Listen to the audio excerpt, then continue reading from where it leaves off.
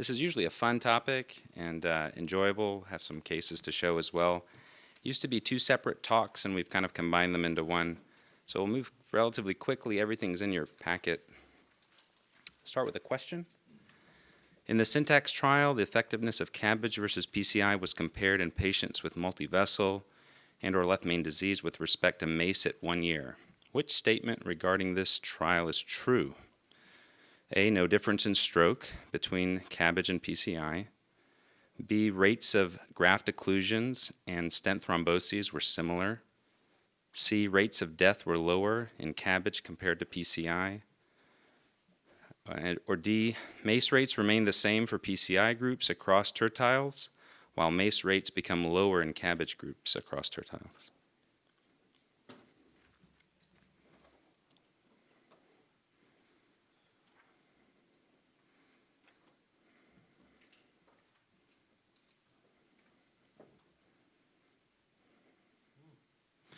Great, and we expected this spread, and we'll go over this. Here's a softball question. This could be something like you get on the boards where they just show you an illustration and ask you to pick the correct Medina classification. So choose your answer here. Just orient yourself proximal and distal.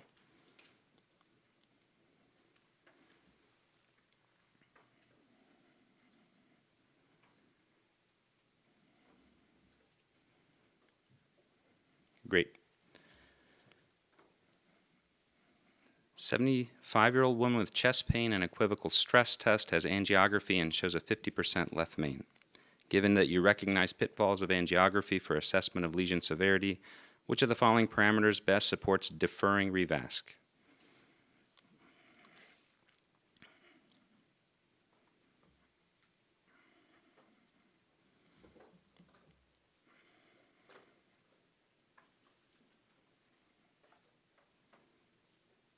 Great. I have more objectives there in your packet. These are the main ones for the talk. So what do you really need to know about left main for boards? There's a lot of discussions we can have about left main disease, but really what is essentially things you're going to be tested on? And I think the most important thing is risk assessment before the left main intervention. They want you to know that you should apply an anatomic risk score for your intervention and sort of a surgical risk score for the patient's risk of CABG. And based on that, you kind of get a determination of whether it's appropriate for PCI or for CABG. They want you to recognize that angiography is relatively poor for left main and to have a low threshold for using adjunctive testing like intracoronary imaging or physiologic testing. The specific PCI approach that you take is probably less important. We'll go over some techniques, but I don't think they would really pin down on you a certain two-stent approach that you would take for a left main. And we'll talk about that here in a second. So if you get this on a board question, if the Vignette says the patient has significant left main disease and everything else is equal, they're not telling you the patient can't have surgery, then I want you to still consider CABG. So CABG was the standard for left main disease ever since it was shown to be beneficial over medical therapy.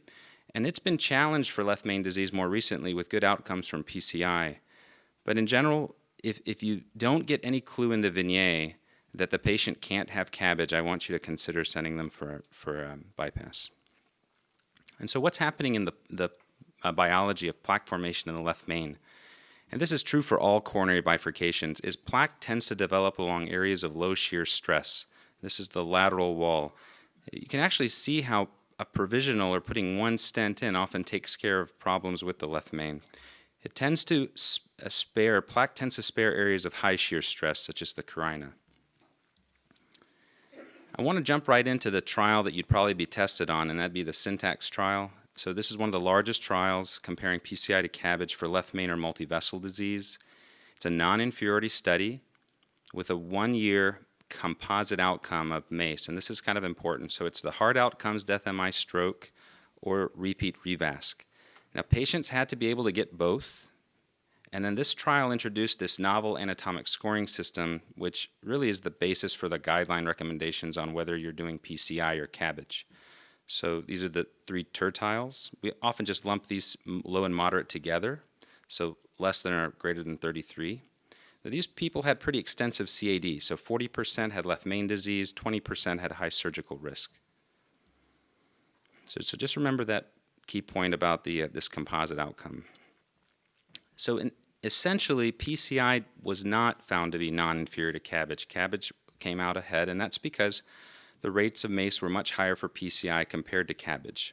But the findings are in the details. So between groups, there were really no differences in death. And between groups, there were no differences in what we consider the hard composite outcomes.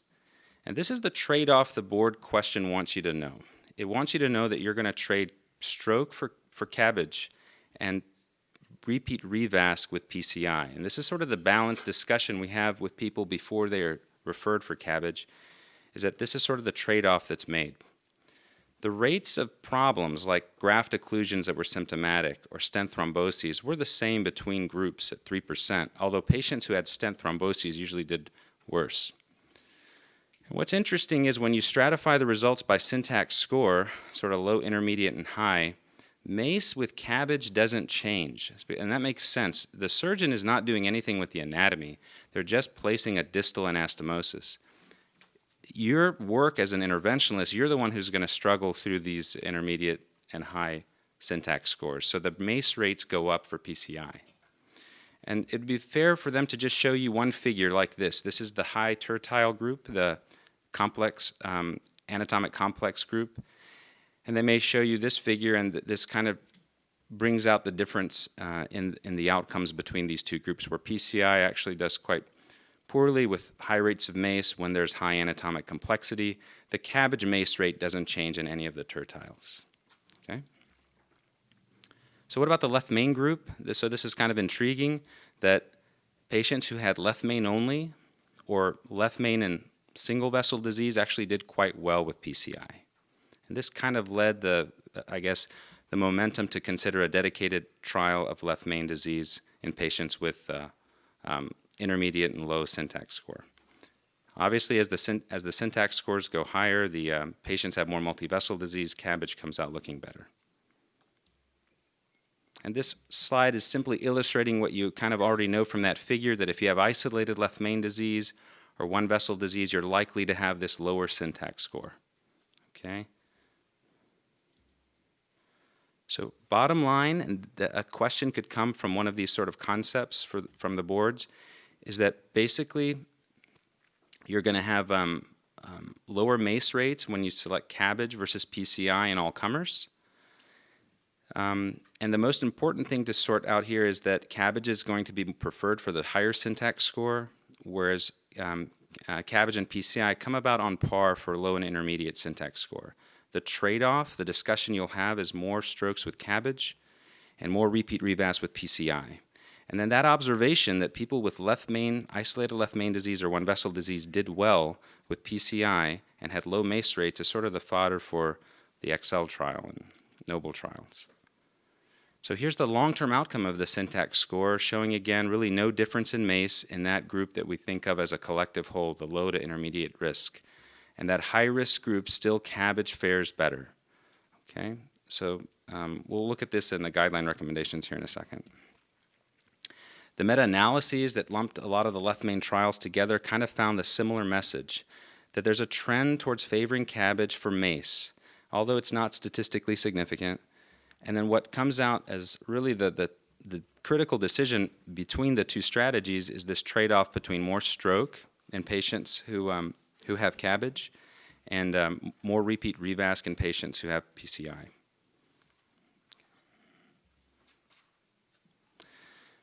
And so that introduced kind of this trial, which was larger than the syntax trial, and many of you are familiar with Excel and Noble. In 2016, it was probably too early for this to show up on a board exam last year. I think maybe fair game for this year. And so these patients had left main disease, angiographically 70% or more. If they had intermediate left main disease, 50 to 70%, they had to have some adjunctive testing to prove that there was ischemia. Then they were randomized to PCI versus CABG. And at 3 years, very interesting that the event rates between PCI and CABG are nearly identical. They're less than 1%. So this trial did meet its non-inferiority endpoint. And this is best in class everolimus stent, Xience stent. and high rates of IMA. 99% of these patients got a lima. So really contemporary study and very testable here that low to intermediate risk patients can have BCI of the left main, and the results are essentially non-inferior for CABG. When we look at the individual results, you'll see that they're essentially no different. For the composite, stroke, interesting that stroke wasn't different between the two groups, MI, or death, they're essentially superimposed. There is this creep of death for the PCI group that's happening late, and nobody really knows what that means. We'll have to look and see what the future 5-year data show for Excel. So this is that trial that comes out, alongside with Excel, a comparator trial, a European trial, a little bit smaller and longer follow-up, and looking kind of at the same question of PCI versus CABG in patients with left main disease. And so interestingly, this trial actually found PCI fares worse, and patients are better off with CABG. And this is shown in most of the endpoints, but not any difference in mortality. So that's sort of the key, that really no difference there. But higher rates of repeat revasc, high rates of MI, and interestingly, more strokes in the PCI group, which was kind of unsuspected. The thought here may be cessation of antiplatelet therapy, but it's unclear. I think for left main questions that you get on boards, they're really going to hover over two things, and that's the anatomic risk that you calculate for these patients and their surgical risk. And that's kind of how you'll go forward with answering those questions on the Vignette. There's specific score you can apply for left main, and it comes from the definition study. And these are sort of intuitive things that you'll know about left main. You basically want to kind of get a better idea of how much disease is in the side branch, the length of the disease, calcification, angulation. Those are all parts of a risk score for the left main, and I'll show you a slide about that later on. So which should you use if you have to do more diagnostic evaluation? We all know angiography is kind of a limitation in left main disease, and what's unique about the left main is it's a short segment, there's lack of a reference segment. It always kind of looks like some have osteal disease, and it could be the positioning of the catheter. There's this phenomena of reverse tapering of the left main. Sometimes the ostium looks specifically small, and then the left main gets larger. And I get an example of that here, showing in these cranial projections, at least this one here, where you wonder if there's something going on here at the ostium of the left main. So you may get a picture like this on your board question, and you want to answer additional testing. You want to get imaging. So here's an IVUS study of the ostium that essentially shows no atherosclerosis and a large lumen area. Here's a case I did with this kind of suspicious looking osteal left main. Minimal lumen area is almost 30. So be aware of a question where they're trying to trick you into thinking that the angiogram is the end-all be-all for the left main. You want to also pick some additional imaging. So then there's complementary ways to evaluate the left main. You have an FFR talk that you've gone over, and it's no different for the left main. I guess fewer outcome studies as compared to the LAD, CIRC, and RCA. Sometimes we disagree a little bit about what's the right cutoff, but FFR is not a binary issue at 0.8. It's a depth of ischemia is important. So really, it's not this binary phenomenon. But I think for Excel, they used 0.80. I think you should consider 0.80 for your boards if they ask you about an ischemic producing lesion in the left main. And then how do you account for daughter branches? And I'll show you an example of that. If there's problems, is there stenoses in the LAD or circumflex, how does that affect your left main FFR? IVUS actually correlates pretty well with FFR in the left main as compared to the other parts of the coronary tree. And usually a cutoff of 6 has been used to defer revascularization. Cutoffs less than this correlate with ischemic producing lesions. It was applied prospectively in the LITRO study, so I think 6 is really the number you want to think about for the left main on IVUS. Obviously, there's some limitations with that. IVUS, it doesn't index for the size of the patient. There's challenges of oblique images on IVUS. And sometimes the whole left main is diffusely diseased, so you don't really have a reference segment. So here's an example of having a lesion in the left main and a lesion in the LAD. And if you put your FFR sensor here, you're going to have an FFR that's artificially high, and that's because distal lesions are going to limit the hyperemic gradient across the left main. And so this was a nice study by McDaniel and Bifurcation's group from Stanford, showing that, in fact, in most cases, the effect of distal lesions on the FFR of the left main is clinically negligible, and you can still use it in most cases. Some have advocated pulling back across each lesion and looking at the mean pressure gradient. Some have revascularized the lesion and then reassess the severity of the lesion in the FFR. The authors here also advocate placing the wire in the less diseased branch if the circumflex is large and not diseased, measuring the gradient across the left main that way. But even if you do that, a lesion in the LAD will still affect the hyperemic gradient in the left main, even though you've parked your wire in the circumflex. This is the findings from the Litro study showing that 6 is a good cutoff for deferring these patients. A decision was made to use 6 as the cutoff, and they got deferred. If it was less than 6, they were revascularized, and the outcomes are very good. So we used to kind of say, you know, pick IVUS for left main questions, but I think they're complementary, and the boards may want you to also approach it that way. They'll want you to know that they're complementary techniques. They go with each other, and they're not kind of like one is better than the other. They're both useful for these intermediate stenoses of the left main. And this is kind of a nice diagram to kind of keep in mind about how you'd approach a left main evaluation. If it's in that borderline range, you know, I think you would still go on to add ischemic testing here with FFR. So from the guidelines, yes, there's a class 2 for IVUS of the left main. It specifically says left main. FFR also has a class 2, but it doesn't say anything about left main. But I think the boards won't trick you on this because there's a nice statement there telling you that FFR is probably similarly effective for evaluating an intermediate left main. So I don't want to spend too much time on this. This is how do you stent the left main. You know, there's limited data comparing sort of 1 stent versus 2 stents for the left main. I just want to highlight what was done in trials. So in the Syntax trial, most people received 1 stent in the left main. It was used the majority of the time.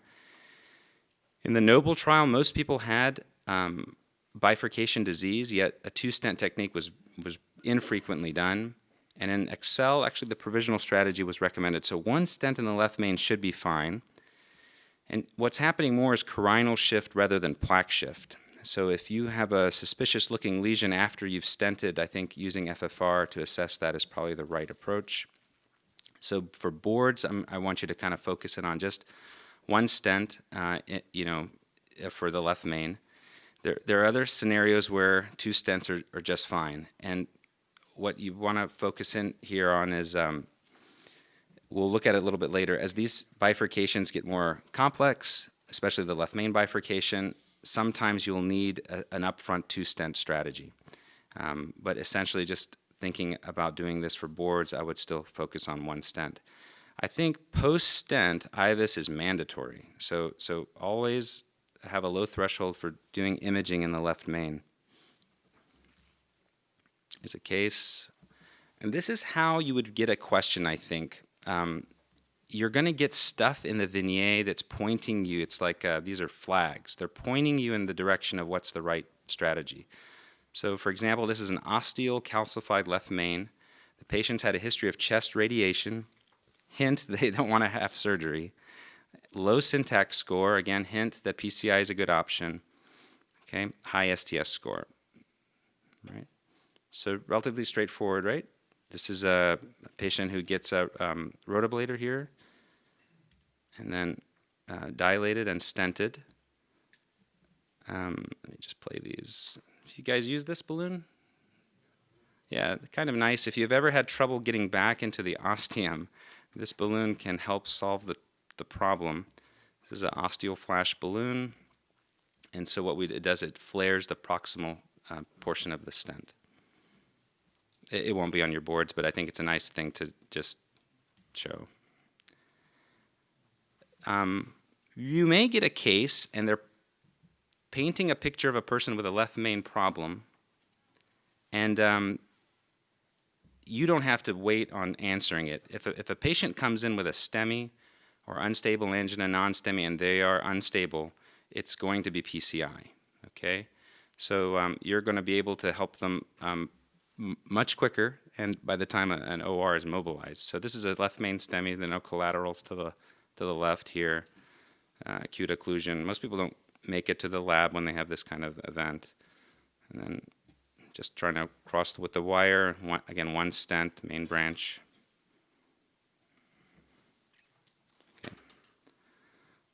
Okay, high-risk non-STEMI. Again, look at the vignette. There are clues about how they're going to be managed.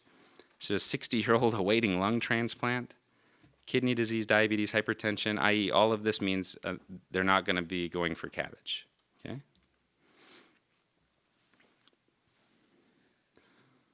So, you know, kind of like a acute lesion, plus thrombus, distal left main. Circ is large, and the lungs are bad. You can see that here in the background. So this is after dilating and still with residual stenosis. And so this is an unstable case. Patient is crashing. This is something you need to quickly fix. And then there's these bailout techniques, right?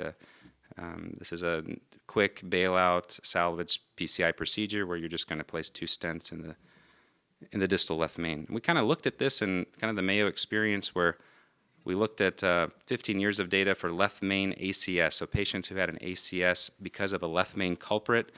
Most of the time it's a provisional stent. So most of the time it's a 1-stent strategy. If we had to put in 2 stents, it was very often a simultaneous stent. So here's the board guidelines. This is where your question will come from. CABG has the only class 1 for the left main. There's a class 3, so you won't stent a patient who has bad anatomy and is a good candidate for CABG. And then everything else is sort of this class 2, and it's this trade-off between the anatomic risk and the patient's surgical risk. For patients with an ACS presentation, you're almost always okay with PCI, all right, if the left main is the culprit. All right. Okay, so back to that original point. Yes, you'll send them to CABG if there's no reason they can't have CABG, but you have now recognized that there are certain cases for which PCI, the left main, is fair, appropriate, and evidence-based, and those are kind of those highlighted there for you. Europeans have very similar recommendation, except for a very low syntax score. They give a class 1 for both. Okay. So in the last 8 minutes, I'll try to do the coronary bifurcations, all right? And we'll look at a couple of stent techniques with this. Basically, these are most of the PCIs. I mean, there's a lot of PCIs that are coronary bifurcations, and just being a bifurcation by itself is going to be associated with higher MACE, more contrast, more fluoro. And there are few large randomized trials. They're like 300, 400 type patient trials, not like large antiplatelet trials.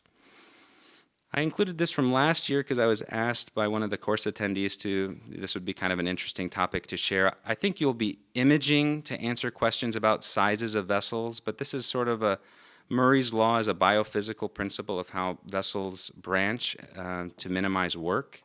And so this is the equation that's used to calculate the main branch from the daughter branches. So I thought it would be nice to include for your packet.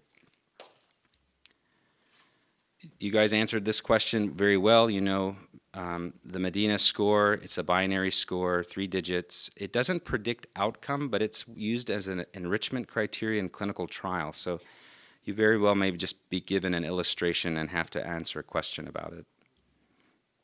So here's a good example of a Medina 111 LAD diagonal. I'll show you the result at the end. So, right, this is the big question. This is the debates, 1 stent or 2. And actually, I want you to remember there's no debate. Always pick 1 stent, especially for your boards. There are going to be cases where 2 stent is certainly reasonable, but for the setting of taking the questions on exams, these would be a vignette that is leading you down a road to do 2 stents. Most bifurcations you're going to treat with a provisional strategy. Okay, and in that case, you're going to wire both branches. You'll put a drug-eluting stent in the main branch, And then you'll perform a POT. You'll optimize your provisional. I think that's sometimes not discussed enough, but when you do the provisional strategy, you want to leave with a good result in that provisional strategy. So you'll size the stent, right, off the distal vessel, so you're not going to be opposed proximally. So you'll want to use this oversized balloon, and you'll want to have enough stent here to do this POT technique as well. These are nice illustrations from one of the artists here at Mayo Clinic, and I just wanted to include them in your packet so you have them. These nice illustrations of two-stent techniques. Just know that the T-stent strategies often won't, you could potentially miss the ostium, whereas these other techniques, you'll have coverage of the side branch ostium. This is often the crossover technique that you use when you have to work on the side branch after you've intervened on the main branch because of loss of flow or problems. Go over a couple of trials. They have the same theme, so you don't have to remember any of them. They kind of say the same thing. These trials really laid the foundation for the provisional strategy being the default approach. And we call it provisional because you act on the side branch provisionally. You just place one stent in the main branch. So when patients are randomized to a simple or a complex strategy, we find that these are longer cases in the complex strategy. There's more dye. There's more CKMB release. In the Nordic trial, there was really no percent stenosis as a crossover strategy. It was issues with flow. And really, there's no difference in outcome between these two strategies, comparing one stent versus two stent, and that's sort of the take-home message from the Nordic trial. And it's kind of replicated in trial after trial. Here's a long-term outcome of that 5-year data. Really, again, no difference between stenting just in the main branch or doing a two-stent strategy. Similar trial to Nordic, BBC1, their criteria were designed to also keep that group in the simple strategy, limit crossovers, so they had more prescriptive guidelines about who could cross over. And then there was this complex approach. This is usually crush or culotte. Again, same findings, long procedure times, more dye, more CKMB release. This trial actually found that the complex strategy did worse, and the reason for that was they included post-procedural MI as part of their definition. Okay, so again, another trial showing being with a provisional strategy is the way to go. In fact, but perhaps a little bit of harm with a more complex strategy. And so the take-home point here is trial after trial, really, when you compare simple versus complex, one stent versus two, there really is no advantage of a two-stent strategy. There's only these kind of downsides with CKMB release, more dye, more radiation, perhaps even some benefit for a simple strategy with this. So for the boards, that's what you're going to hone in on, just a simple one-stent strategy. It's hard to interpret some of the data because different trials use different definitions for when to cross over to the side branch. Some used percent stenosis, in which case the crossover rate is very high. Some use flow, compromised flow, in which case the crossover rate is low. What I want you to remember is perhaps that an osteal pinch is meaningless, and what you will need to focus in on if you're worried about a side branch that you may have to intervene on, that physiologic assessment is very reasonable. In fact, nothing that was 75% or less by angiography was physiologically significant, and only a quarter of those that were worse than 75% turned out to be physiologically significant by FFR. So things you already know. And those are the guideline recommendations. The question would probably come out of this panel here in terms of stenting only in the main branch. And there's the illustration to kind of burn in your mind, just a single stent strategy to deal with a coronary bifurcation. Some questions that come up. Should you do a kissing balloon inflation for provisional strategy? It's mandatory for a two-stent approach. It's not necessarily something you need to do for a one-stent approach. These are the theoretical advantages of doing that, but don't fall into a trap of routine kissing inflation with a provisional strategy. And that has been tested in a provisional group. Half got final kissing and half did not, and there's really no difference in MACE at 6 months. For the boards, if you do a provisional strategy and you have problems in your side branch, would a kissing balloon inflation be reasonable? Yes, if the side branch is large enough to treat if there was a complication. Okay.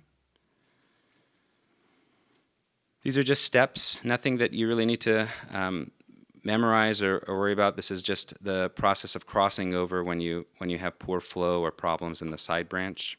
And questions from this won't be very common because it's really up to the operator's comfort level of what approach they choose to cross over to. All right. So these is nice steps for a common crossover technique when you're converting from a one-step to a two-step, which is just this tap or a T-stent with a small protrusion. And so if you're not happy with the result after balloon angioplasty in the side branch, you're placing a stent in the side branch and you'll perform a final kissing inflation here. This is just a nice algorithm I have that's in your packet. Sometimes they're higher risk bifurcations, so trials had historically enrolled low risk bifurcations. This trial is DK Crush 3. It had STEMIs, CTOs, unprotected left mains, and there was a hint that perhaps a more complex stent strategy could be more beneficial than a provisional strategy, at least for freedom from TVR.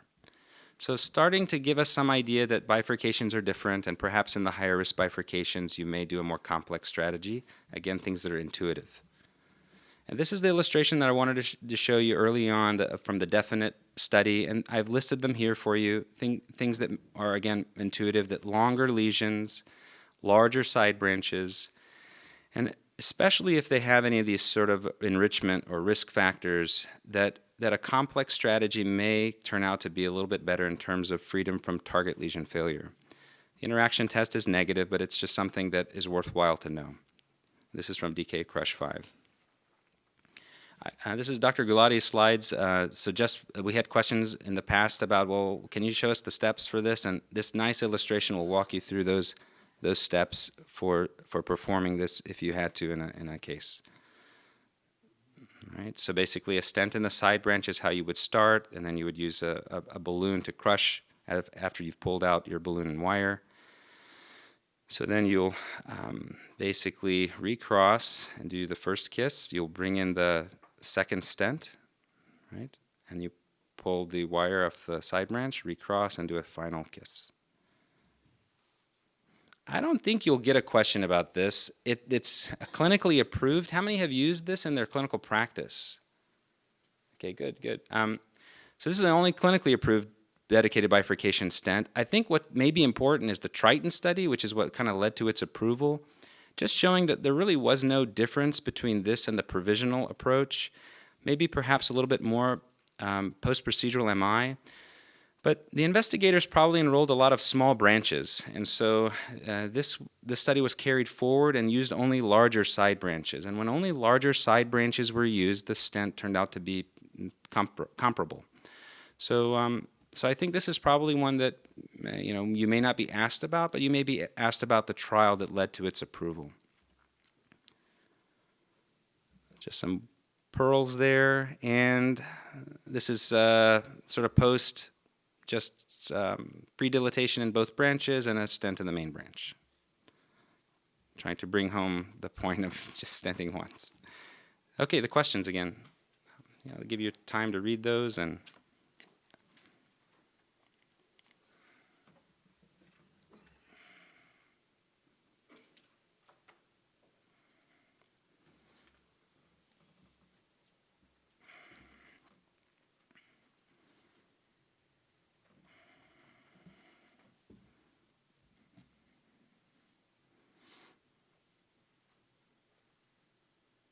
great, much better. So this was kind of a wordy question, but B is correct. Really, everything else was false. Stroke is different between the two groups. That's how we make the clinical decision.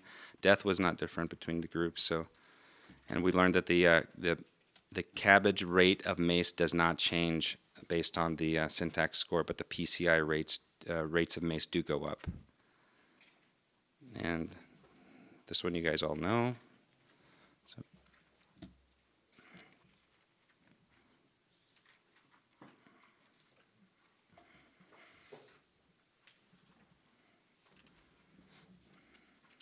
Great.